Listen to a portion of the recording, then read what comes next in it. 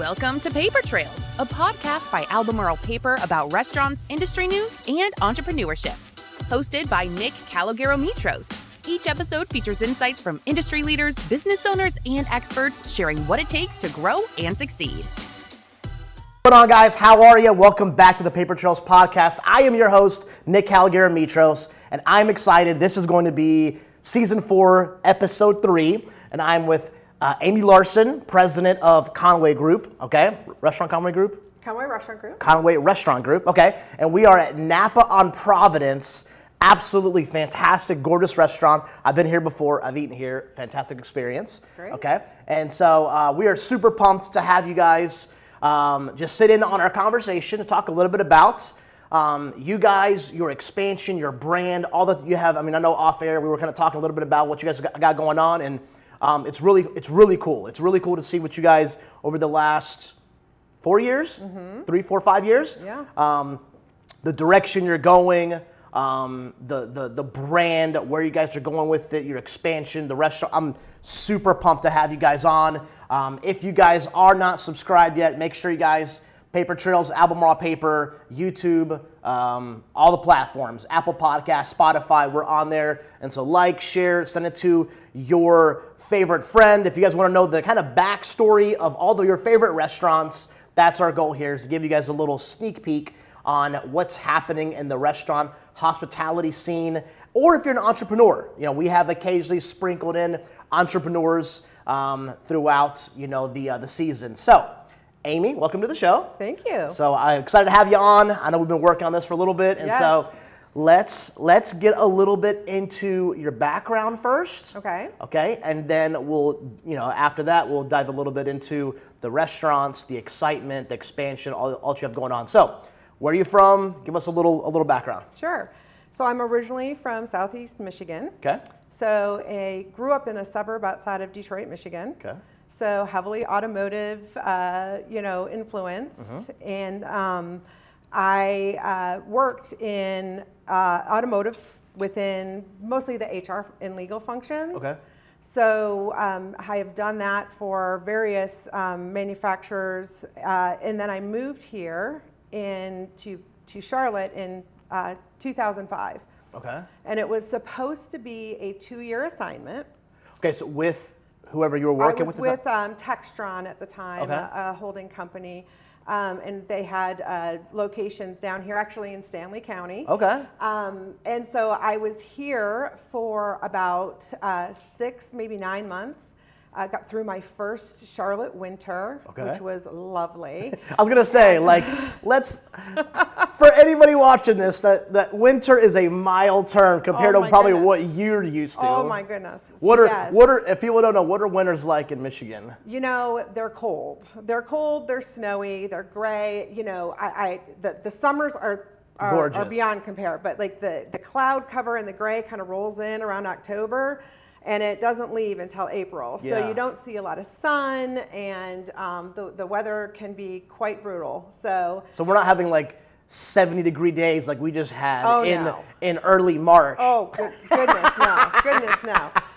So, so I spent my first winter down here, and I got the phone call that our division was being sold. And they said, you have 2 choices. Okay. You can come back early, come back to Michigan, or you can stay. So this is 9 months into a 2-year project. Into a 2-year project. Send you down here, do what you got to do, and then I guess the goal was to come back. Right. Okay. Right. So 9 months in, you get a phone call. Yep. And it's either, come back now, or you can go with the sale, with the new owner, and you may not come back to Michigan. And easiest decision I've ever made. Okay, so was it? Oh, I was not going back. What was your husband saying? He was like, no. So he's from Michigan as well? Yes. So you guys moved down and you guys loved it? Loved it. Okay. The kids loved it. I mean, it was just a completely different experience for us, and we're kind of outdoor people. We like being outside, and it was just the perfect fit for us. So we decided to stay, and shortly after that, I went to go work for Black & Decker. Okay. In Huntersville? No, this one was in South Charlotte? By Carowinds. Yes. You're right. So I worked there for many years, and my last gig before I came into restaurants, I worked for Continental Tire. Okay. And that was in Fort Mill, and worked with the passenger and light truck division. So from a really big global company. Okay. Lots of international travel, Okay. that sort of thing. It was a great experience.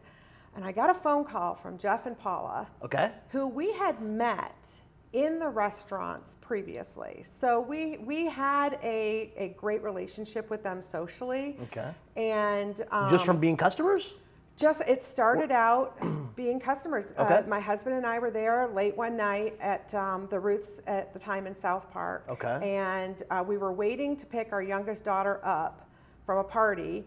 And so we were out and we were like, oh my gosh, I think we're going to be the last people here. It was starting to get uncomfortable. And here comes this gentleman in a suit. And I said, oh my God, he's going to come and tell us, we've got to leave. Yeah. And it was Jeff Conway. And he was like, how are you doing tonight? Are we celebrating anything? And my husband, who has never met a stranger, and he just started talking. And my husband says, why don't you pull up a seat? And not knowing it's the owner of the company. Not knowing, and he sat down and we talked for hours. Guys hit it off. And so we had kind of consulted and done some HR and leadership development work for them, for the Conways over the years. And they called me up one day in 2021 and said, we'd like to meet with you.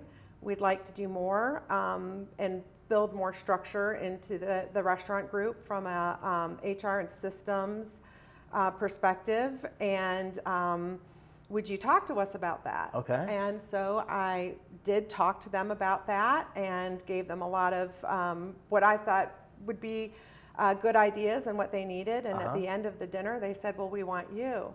And I said, well, I'm not available. You're like, I'm like, cool, where I'm at. And I said, besides, I'm not a restaurant person. Okay. Like, I'm a professional guest. That's what I do at restaurants. I go in and I'm a patron. And they felt, well, you know what? I think that's really what we need, is somebody to come in with that perspective. And hospitality is all about people. Mm-hmm. And it doesn't matter whether you've dealt with employees in hospitality, you've dealt with them in all these other industries. And in the end, people are people. You're 100% right. Right? Well, I mean, and just to sorry to interrupt, but Aimee, this is just from my experience. I love studying success. I love interviewing. I have mentors. I read personal development books. Like I love this topic. And the cool thing is that success is success. Right. Once you've learned how to succeed, then you can be an amazing race car driver. You can be an awesome hairstylist. You can own a roofing company. If you apply the same principles of people, team building, systems, going the extra mile, whatever it is, you apply to any industry, you'll do well. No, I agree with that. Right? Like, so, Right. So I guess for anybody listening, it doesn't matter even if you're not in hospitality, it doesn't matter. Learn how to win, learn how to succeed, learn how to be a peak performer, and then apply it to whatever you're doing. Yes. Okay, I think that's a great message. So he kind of like pitches you on the spot. Did you have any clue, or did you think this is more of the same contractor kind of like systems? I had no clue. Okay, so it was out of left field. Out of left field, and we parted ways. I said, I don't think that I'm your person. I think you need somebody, like I said, with hospitality experience, and they asked me to think about it and pray about it. And were you thinking no out of it? Just immediately your thoughts were like no. Plus, I was looking for a global, multi-billion-dollar company. I was just going to say that. Plus, you had a good gig, Continental. You said, right? Yeah. Okay. And I mean, great. I had a great job with great people, and it was not on my radar to move or to do anything. They said, think about it. That was in September. And in October, they called me up again. And they said, we've continued to search. We haven't found somebody that we would trust like we would trust you. And we really want you to do it. And I guess it started as a seed, and it kind of grew from our September meeting. Yeah. And then I remember my husband saying to me, "Why not? Like, you've always played it safe. You've always played it safe. You know, our youngest was in college, and he's like, we're going to be empty nest. Like, try it out. Do something. Yeah. Like, and I was like, okay, I guess I'm doing this." And I was terrified, and I jumped in with both feet, and it's been a wild ride. Okay. All right. You said a couple of things I want to touch on before we move on, and I might want to take one extra trip back. Okay. So first thing you said that I loved was they said that they trusted you. When you're hiring, right, which is kind of down your alley, HR, when you're hiring for an executive position, okay, running a conglomerate, running multiple teams, organizations, how important is trust? How important is it to get to know somebody at that level where you know what I'm asking? How important is that when you're hiring for that? Whether you're hiring for a CPA or an attorney or an executive or even a manager, a supervisor it doesn't matter. Talk to me about building a relationship, being open, being transparent, establishing trust, because trust takes time. It's not like a one thing, you know. So I mean, I know from studying that, you know, when you start, you know, hiring or bringing in like C-level people, you know, it's not just a one interview thing. It is a 3, 4, 5. I mean, it is a multiple. Let's have dinner. Let me meet your family. I mean, it is because you're entrusting these people of the highest authority in your company, whether it's CMO, CEO, doesn't matter what it is. Right. So talk a little bit about that, you know, so if anybody's out there, you know, wanting advice on hiring real quick at that level, what do you look for? What are you asking? What are you trying to build in that time frame? Well, I think you touched on it too. Like, having those, you know, those dinners with their significant other, their partner, are super important, because you can tell a lot about a person by their dynamics, their interpersonal dynamics with the people that they share their life with. And is their partner somebody that is going to be supportive of the role? You know, do they believe that this would be a good fit? Because you know, I've seen situations before where people have made other choices or left because the job didn't fit with their family dynamic. It's good. Right? And so you want to make sure that everyone is all in. Is on board. And so sitting down and breaking bread and having that at least one meeting. In our case, you know, the Conways already knew my husband and I. Exactly. And so they knew that we had integrity. They knew who we were as people, and so they were comfortable there. Not everyone gets that chance to know somebody for years beforehand, but I think that also speaks to why so often it's who you know. Because, you know, if you're a referral, somebody else is saying, like, I'm vouching for this person. Like, they may be new to you, but I've known them for years, and that means something. So, I think a lot of jobs are found that way, especially at the high level, because it's somebody's worked with them, somebody knows them. So it's a really small world at that point. So it's like trust through acquaintance or trust through friend. Yes. Which, depending on how good that bond is, it's almost automatically, if not in full, partial trust already built, right? I like that. And you know, in the world of HR, you know, they will tell you that the referral is the best. Because you're only going to refer someone to work for the same company as you. That you know is not going to make you look bad. That's true. Right? And so it's statistically proven that people who are referred, they perform better. They stay longer. So that's why there are so many referral programs out there, because it works. So it's the same at every level. It may not be an official referral program, but it's still, I'm putting my name on the line and recommending this person. And that's why it's important to be careful who you refer. 100%. Right? Like, I mean, because your reputation is on the line. Right? So you got to be careful just referring somebody because they ask. If you don't really know them and feel comfortable doing it and putting your name on their performance, then, you know, you may not want to do it. I love it. Okay. back up a little bit. Okay, let's talk about your previous life before restaurants. Okay, HR, systems, productivity, efficiency. That kind of sounds like kind of what you were doing. What have you seen in most cases that is a linchpin in growth in a team, a company? You know, is there, you know, as you know, because I mean, you went to a couple of different companies, right? What is it that you've seen? Is there a commonality? Or maybe on the flip side, what have you seen work, do well, high levels of communication, putting the right people in the right positions, having the right leader that has a low ego, that is willing to, you know, micromanage, don't micromanage. I don't know, like, is there something that you've seen in your work history prior that somebody can just draw from your wisdom and experience to help them in their position, in their role, in their job, being a team player, being a better, I don't know, is there anything that you've seen that comes to mind off bat, you know? You know, so many things translate. It was just like Paula said to me, you know, people are people, and, you know, you've done things in other industries that I think are not that different. So, you know, I think communication is key. And one of the first things that I did when I came to the company was have every single management level employee on an offsite all day crucial conversations workshop. Love that. Bought everyone the book, went through the actual training, they were certified in crucial conversations, because if you... the book, Crucial, okay. Oh, yeah. I thought you meant you had crucial conversations. No, but those are important too.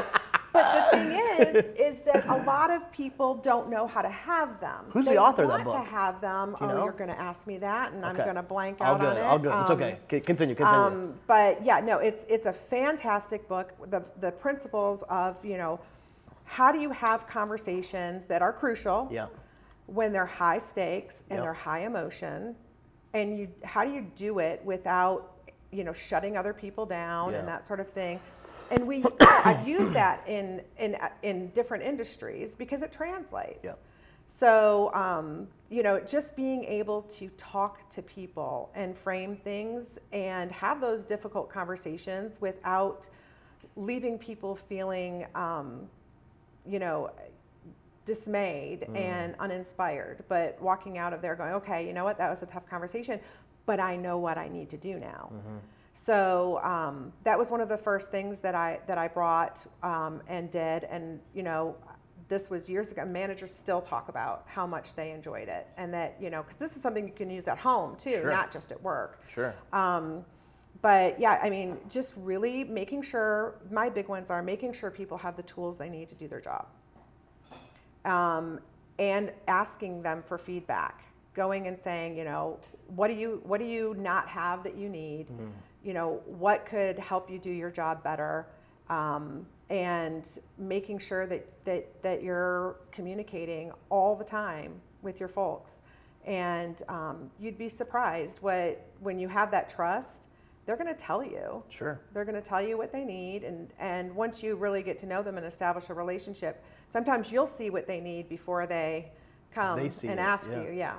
Yeah, I mean, listen, I think that's fantastic. I mean, I think communication is, I feel like 5%, maybe even 10% of just errors, you know, hiccups, if we just communicated better, they'd be gone. Like, I mean, maybe even bigger percent than that. I think, you know, it's just, let's just over-communicate. You can never over-communicate. I always tell my team that. You can never over-communicate. Never. I agree with that. Even if you think I already know that you have the weekend off, tell me again. Right. You know, I don't have your calendar in my, I don't remember, I approved it 2 months ago, but just remind me, right? I mean, or whatever, fill in the blank. You know, hey, just a reminder, we have that party this weekend of 80 people. Okay, whatever, just remind me. So I love that. I think another thing is just, like you said, just asking, how can I help? What other resources do you need? I think you'd be surprised. People will tell you. You know what I mean? Hey, we're a little short-staffed here. Hey, I think we need a little more training here. You know what I mean? So I love that. I think that's across the board. You can use that in any industry. Yeah, and leaders have got to remember that if your point of view and your attitude is, well, if they need something, they know where to find me. Yeah. Or if they need something, they'll tell me, is not true. Yeah. And it may not be because they may trust you and all of the things that you think, but when you're in the whirlwind, right? When you're in the trenches, like you're not thinking, oh wait, next time I see Aimee, let her know that we need, X, Y, or Z. Mm-hmm. So that's why I think as leaders, we need to be the ones coming and asking for the feedback. Yes. Right? And making sure that we're asking and not just putting the onus on them. As leaders, that we're supposed to drive that. I love that. I mean, it's the difference between working in the business and on the business. Yes. So, sometimes you're just too far in the woods where you're just doing your thing, putting out fires, making sure service is good, food quality is good, everything that you're like, sorry, I'm kind of, you're kind of like in it too far. And then you're like, hey, do you need some help? Hey, have you thought about this? And it's like, you know what, that's a good idea. So I love that. Okay, so 2021, October, a month later? So that's October is when they called you back. They called me back. We met. I said okay, and then I started in December. Okay, so December 21. Okay, let's talk about where Conway Group was. Okay, what did you guys have going on? What was the direction? What was Jeff telling you about? Give us a little bit about kind of where it was, because I know you guys have made a lot of shifts over the last couple of years. It's really changed. Give everybody some insight as far as, because people are regular customers here. They don't know what's happening kind of back office. What were you guys thinking? I know you had a couple different brands. Like let's discuss that. Yeah. So at the time we had 7 restaurants and 8 under construction. Okay. So we had the 4 Ruth's Chris franchises. So South Park in Charlotte, Uptown in Charlotte, Biltmore Village in Asheville, and then in Savannah on the Strip on Bay Street. And then we were also had a minority ownership and managing for the Pump House and getting ready to open the Drift in Belmont on the lake. And then there were the 2 Napa locations. Napa on Providence here opened in 2012, and then Napa at Kingsley in 2019. Okay. So when I joined, we were kind of on the tail end of COVID. Yep. Which I came in at just the right time because, man, that was brutal to learn about how hard the industry was hit. But yeah, so the idea was always the Conways have been very, very passionate about Napa and the Napa brand. Okay. This is something very near and dear to their heart. It was born out of a trip to Napa Valley. Okay.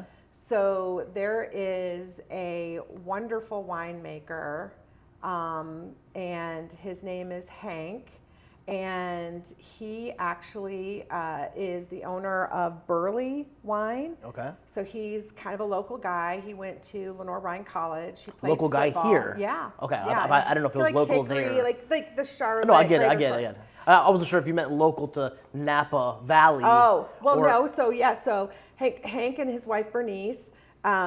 She's from California. Okay. Her family has land in Napa. Okay. Right? And he was working for Pfizer. He was the head of marketing for Pfizer.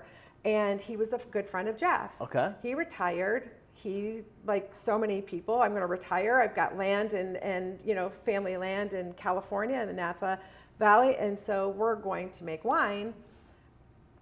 But they make phenomenal wine. It was not just a flash in the pan because some of them don't work out. So his nickname in college as a football player was Burley Bear. Okay. And so they named their wine Burley, and it is absolutely phenomenal. Was he already making wine pre-retirement? Was no, he? I don't think so. I'm not quite sure on the timing. I'm embarrassed to say that I think it was after he retired. Was he just like a wine kind of did he love wine? Loves wine. Loved wine.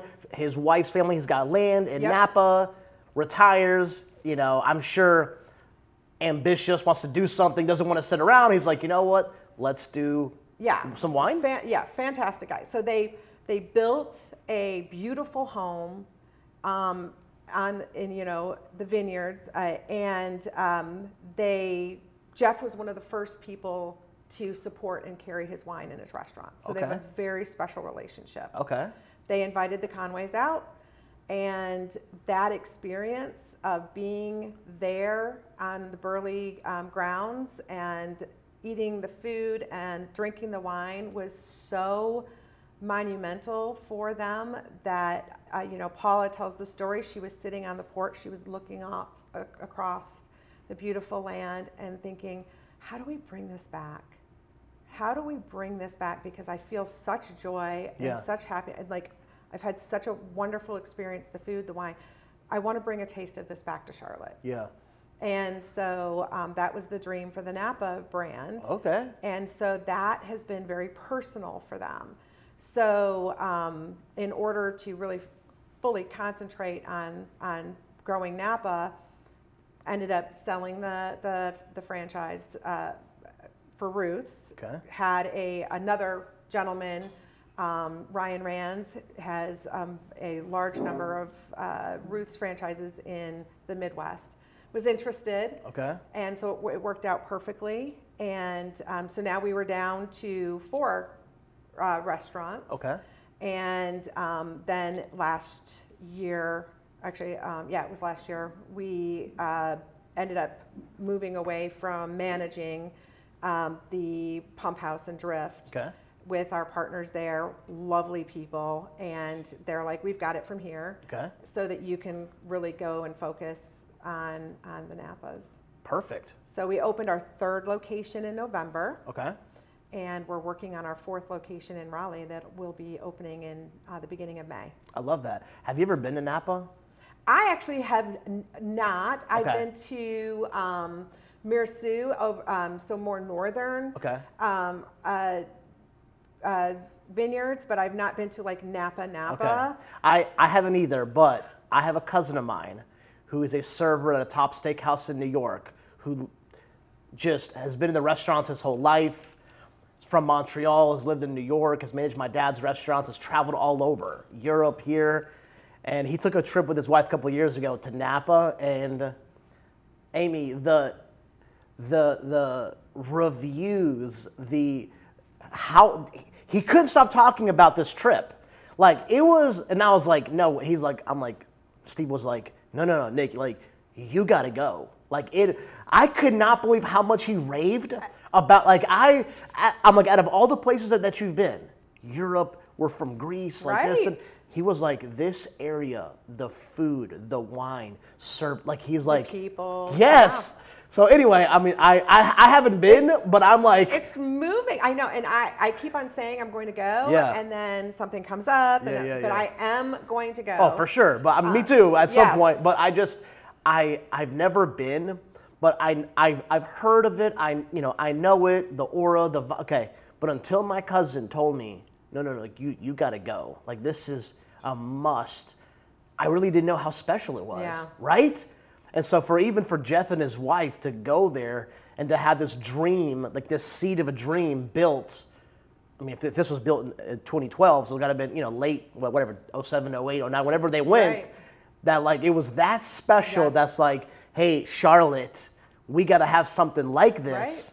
Right. It's got to be an incredible place. Passion. Yes. It's a passion project. Yeah. So that's our focus now, is really growing and developing and focusing on this Napa brand. Is there anything that you've learned the last 4 years from, take this word right, shedding of the different brands and is there anything that you've learned personally from like just, about focus or about, I don't know, like pushing in a direction or about being diversified or being laser locked? Is there anything that you've learned about this? Like just going through this with Jeff and the family? Yeah, I mean, listen, when you have one menu, right, you have one wine program, when you have one way of doing things, you can be far more efficient than when you're trying to manage and launch, 3 different menus, 3 different styles, different wine programs at, different independent restaurants. it's so much easier when you can standardize. Yeah. And you gain so much efficiency Yep. in that. So, and then you can really focus on being excellent. Yeah. Because, you know, you this is it. Yeah. And you can really go deep and wide. I love that. One thing that I've learned about focus a couple of years ago, so obviously we're in the paper industry, you know, for restaurants, and I don't remember, maybe 8 years ago, 8 years ago, we thought about bringing in, we do like a very little bit of food. Okay. You know, like frying oil and sugar and Splenda, just some, you know, non-perishables. We're like, you know what, we should dabble into seasonings. Not knowing anything, okay, we'll bring in seasonings. And not to say that it was a disaster, but It took away from your my core God, focus. oh my God. And you know what? The winner in me didn't want to swallow the fact that, like, I'm like, no, like, we just haven't, but it just, there's so much to seasonings and diversity and Spanish paprika and fine pepper and whole pepper and a white pepper and, you know, whatever. I was like, you know what? Let's just do paper and let's do it well. Right. Let's just. Because someone else knows how to do that really well. That's it. Yeah, like, it's not what I know. It's not what I'm good at. Right. Now, if you want packaging, I'm your guy. Yeah. I know everything. I've done it for 16 years, right? Like, but. So I think that was like, I guess it wasn't a tough lesson, but a little bit of like, all right, you know what? Just do what you're good at. Stay in your lane. You know what I mean? Like, yes, you could be the jack of all trades, but I want to be the master of this one.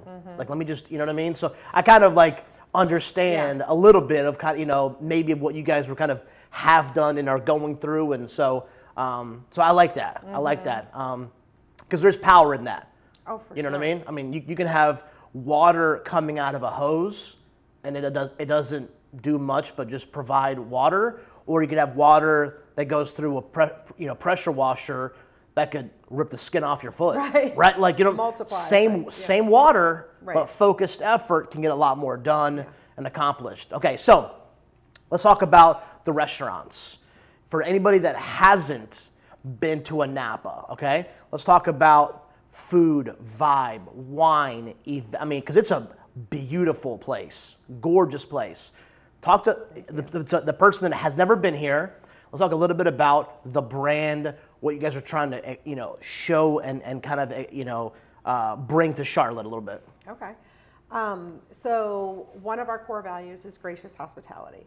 So that is so important to us. It's paramount that we provide a wonderful experience that is not pretentious, because wine focused restaurants and sometimes wine can feel intimidating and feel a bit pretentious. That's a good point. I never thought about that.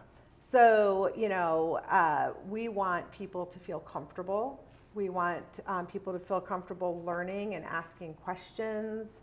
And so we encourage our servers to engage and become interactive in the process of selecting wine with our diners. So we really focus on wine education, and that has been one of our big focuses is training. Good. And one of the things that was very different for me, coming from a larger company, right, that had a lot of systems and structure built into training, that we were still training off of binders. Yep. And we're hiring folks that are in their 20s and even some of they've learned on laptops and iPads and smart boards, and they're a technology generation. Sure. And so if you hand them a binder and say, go study, they kind of look at you like, what is this? There's no videos. Where's the quizzes? Like, you know, they want interactive. That's just that way they learn.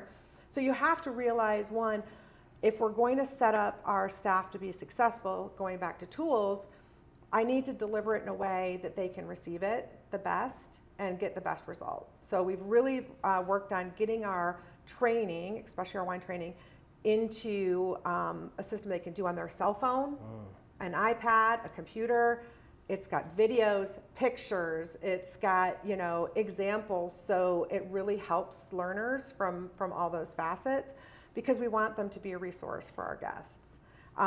We do the same thing with the menu. We expect our servers to know the entire menu, because if they don't know the menu, how are they going to help the guest? Yep. So really, really focus on training and being the expert for our guests without being pretentious. Yeah. So we're looking for people to come and you know, we want to be the place you come for lunch. We want to be the place you come for dinner, for drinks, you know, girls' night out, guys' night out. Yep. Come watch the game at the bar. So we want to be all things, Yep. And not just a fancy night out restaurant. I love that. I love that. And you know, I think you said something that was pretty important. It was the process thing, right? I think, you know, there's people, product, process, right? And I think obviously you gotta have good people, proper training, gotta have good product, whatever that is, and then processes, which that's one thing we're focusing on this year. You know, is just let's make sure everything we have is in place so that we can scale. Right. Just because we've got here to where we're at so far doesn't mean it's the right thing or even the ability, right? Like, I mean, what I've done so far, man, I can do the next level. So we have to put the right processes, whether it's hiring, whether it's training, whether it's executing, whether it's floor plans, doesn't matter. The right processes, you know, and I'm sure now, as you guys you're opening your fourth, so third is open. Okay, so third is where again? Remind me. Stonecrest, Valentine-ish area. Yes. So so now as you're opening your fourth, so this will be your second opening. My second opening. So I'm sure you are even learning things now. Number two, learning, permitting, things like that. I could write a book. Right? and I'm sure with the fifth, it's just now you're able to put a process even on that. Yes. Time frames, things we need in place, proper vendors, proper paperwork. I mean, this all, as you grow, gets systematized. And then it's second nature, right? Right. Anything you want to touch on systems or anything like that about the importance of that for anybody that wants to scale a company?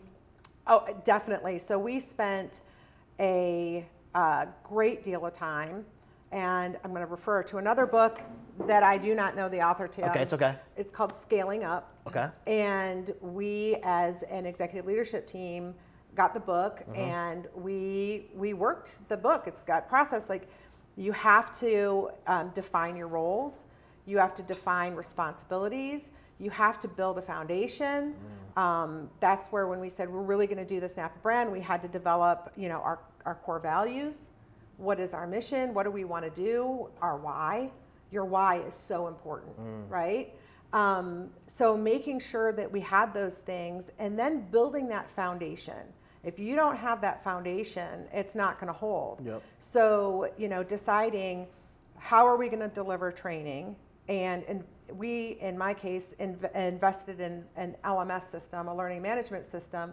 So now, as soon as people finish their orientation online, we launch trainings. They are now available to them to go in and start learning. Yep.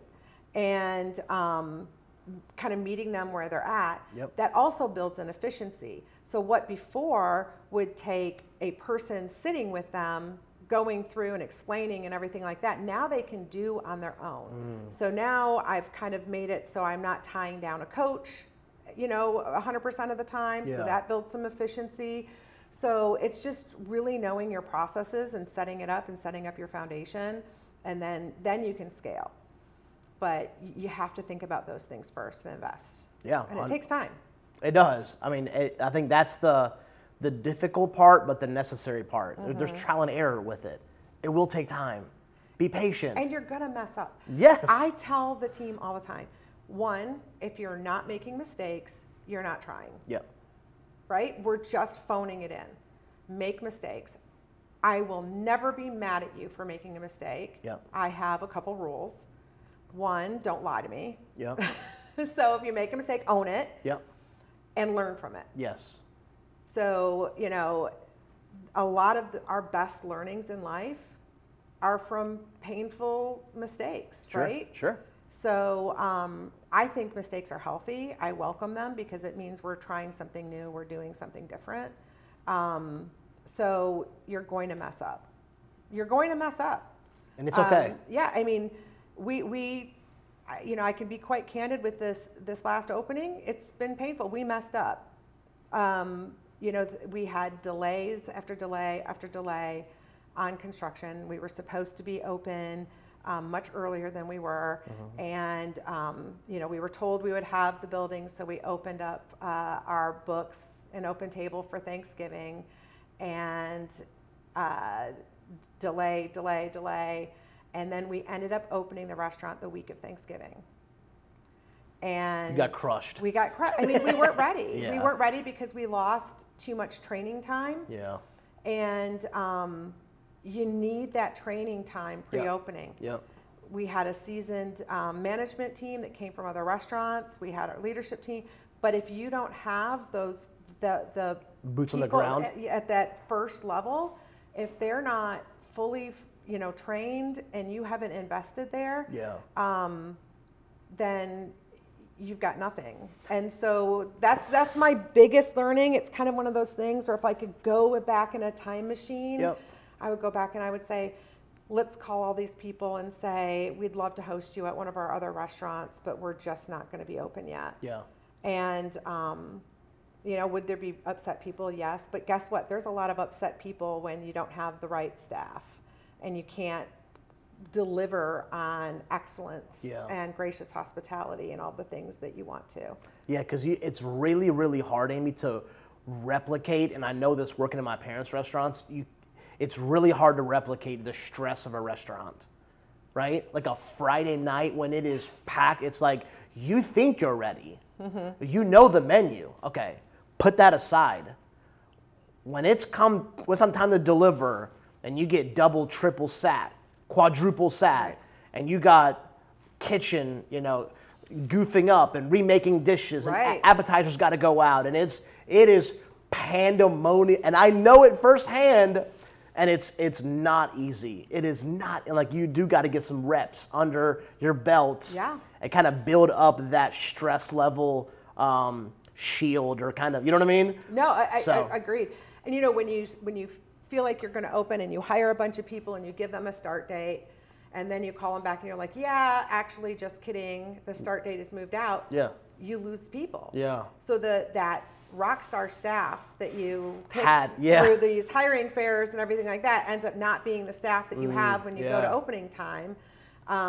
So, I mean, that's just, a big learning. Just, you want to open, right? You want to make money, you want to open, but you get one shot to do a great opening. And so then it just takes longer to, get that trust back. Yeah. And you know what? It's really, it shows how humble you are to even say that. Right? Well, I mean, I tell my people, own their mistakes. Yeah. I can't do that and not own mine. Yeah. And learn from mine. So we will be doing 2 weeks of training for this next opening. I love that. And there will be no exception to that. We're going to do no exceptions. Raleigh, you're in good hands.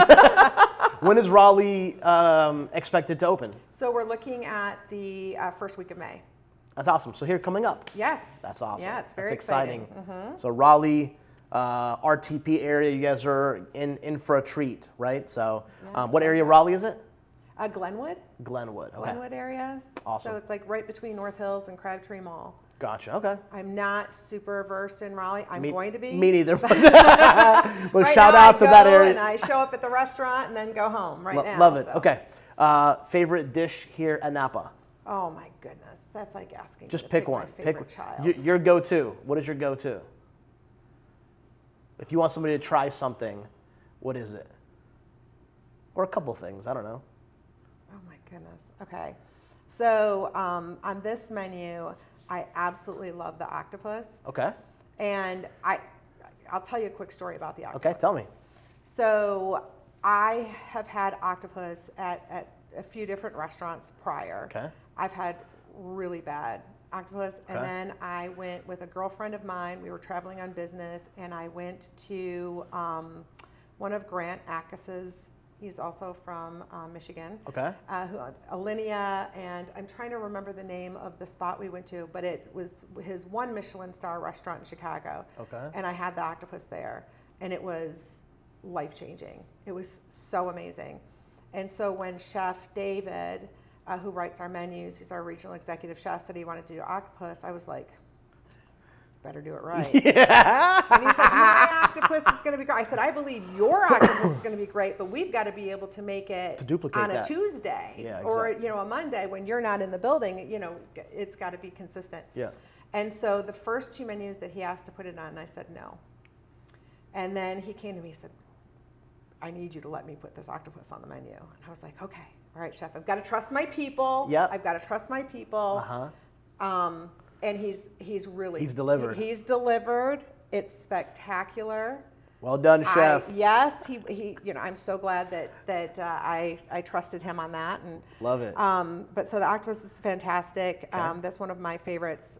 Small plates. I mean the meatballs. We have a signature mozzarella stuffed meatball. Okay. That is just amazing. Okay. I really love everything on the menu. That's the problem.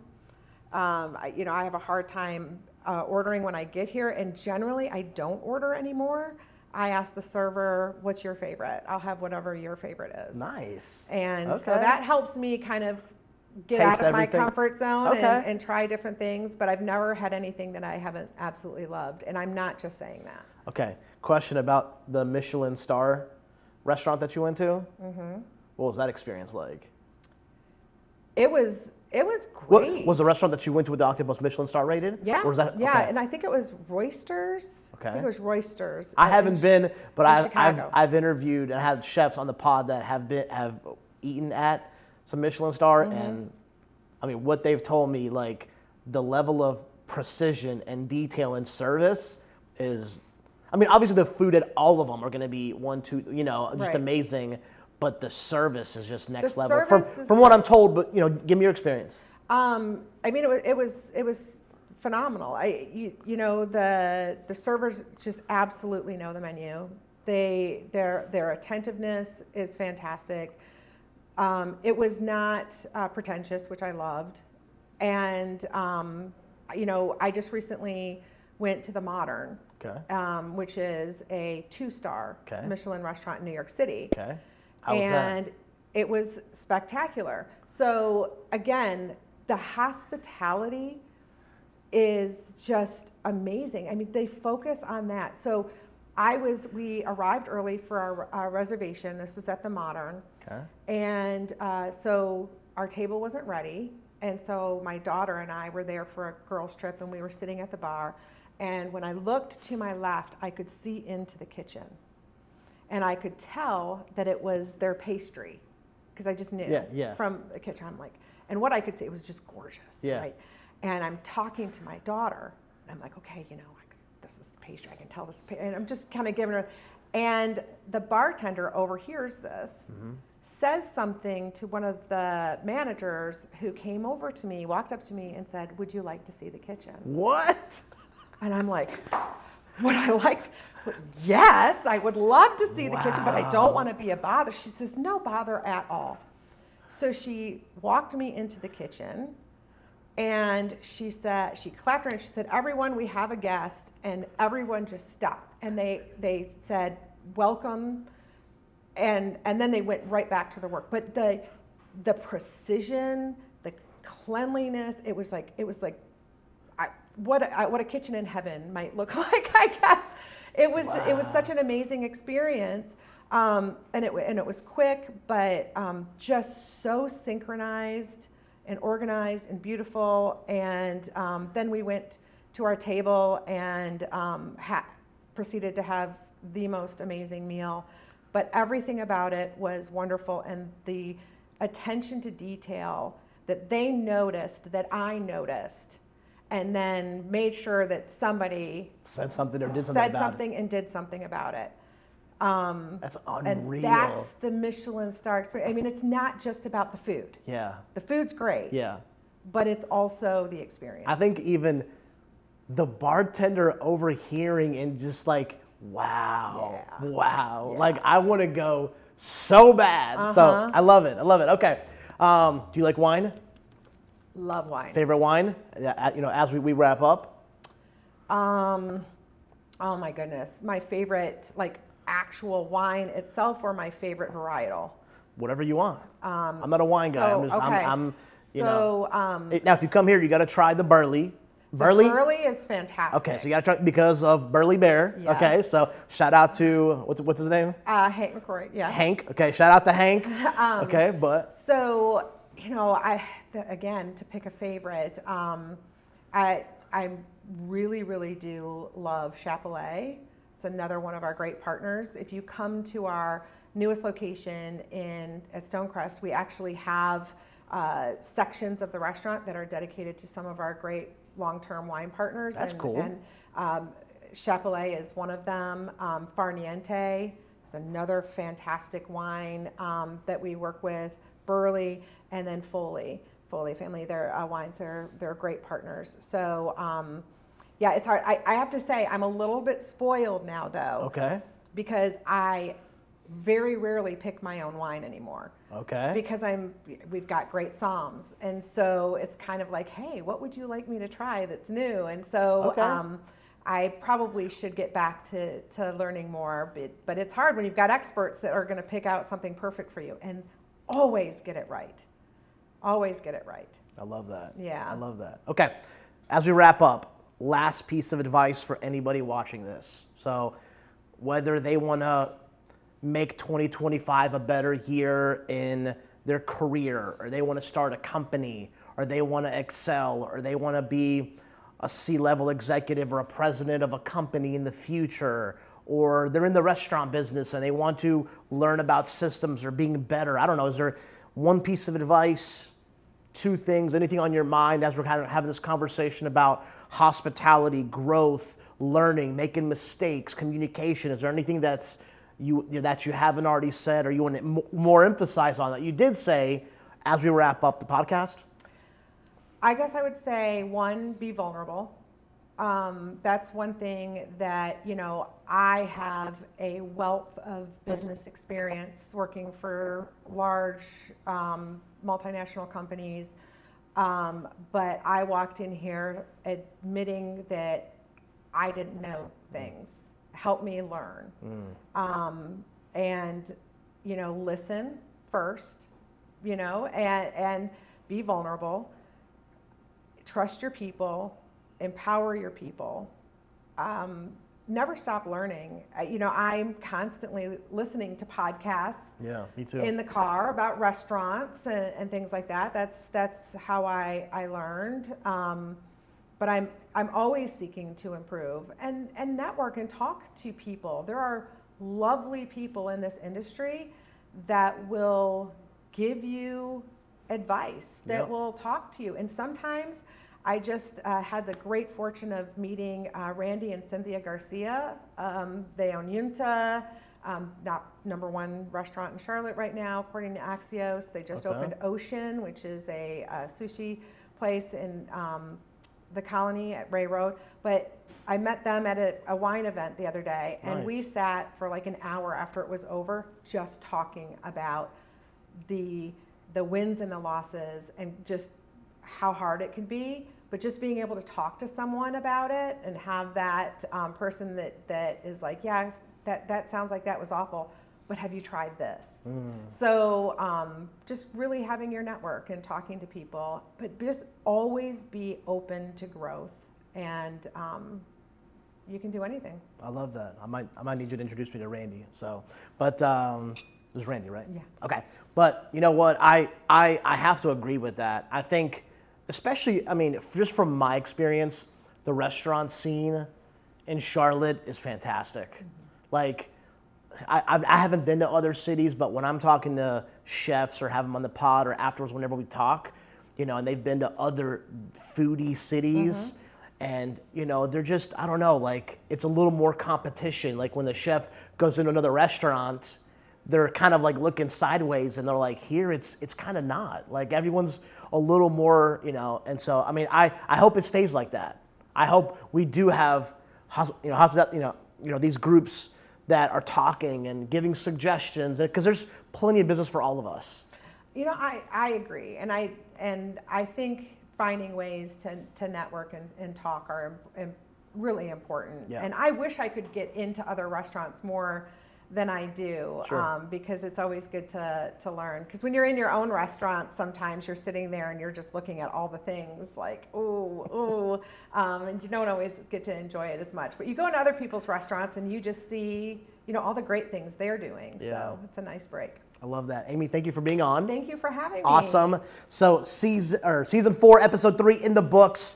Aimee Larson, president of Conway Restaurant Group. Man, if you guys have not been to any of the Napa locations, so we have Providence Road, we got Fort Mill, we got now Stonecrest, and soon to be in the next 90 days, we have Raleigh. And so I'm excited for what you guys got going on. I think with you at the helm, honestly, even after this conversation, I know that you guys have big things in store, and so I'm excited to see what you guys do. And so with that, we are wrapped up with the podcast, and we'll see you guys in the next episode.